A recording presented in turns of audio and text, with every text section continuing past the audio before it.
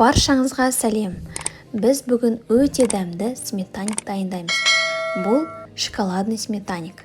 Енді жасауға кірісейік. Ең алдымен бөлме температурасындағы сары майымызды саламыз. Үстінен қантымызды саламыз. Және бір жұмыртқамызды саламыз.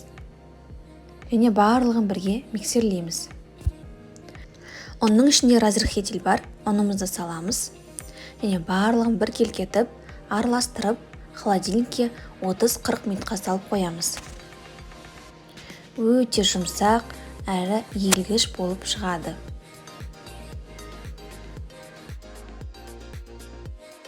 Тестамызды холодильникке салғаннан кейін начинкамызды дайындаймыз. 3 жұмыртқамызды салып аламыз.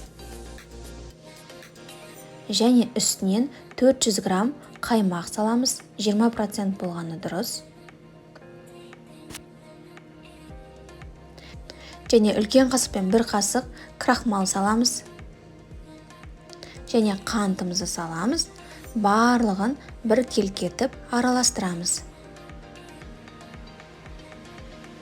Және ерітілген Қазақстан шоколадын 80 грамм қосамыз.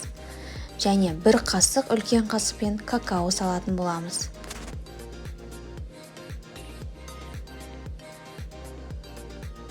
Барлығын бір келкетіп араластырамыз. Және 30-40 минут тұрған тестамызды алып формаға жайғастырамыз. Және үстінен осы начинкамызды құйып, пеште 45-50 минут пісіреміз. Өз пештеріңіздің ыңғайына байланысты 45 минут 50 минут пісуі мүмкін.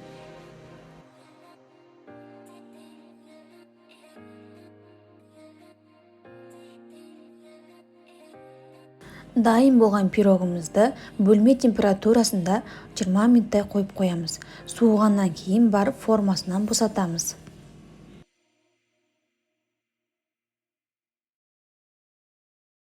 Пирогымыз дайын. Мен пирогқа әдемі көріну үшін оформление жасадым. Бетіне осындай ақ шоколад құйып шықтым.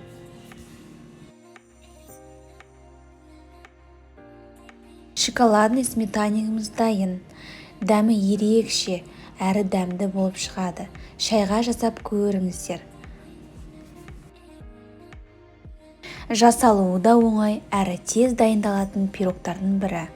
Менің каналыма тіркеліп, лайк басып, комментарий жазуды ұмытпаңыздар. Қоңыраушаны басып қойсаңыздар, рецептерім бірінші болып сізге көрінетін болады.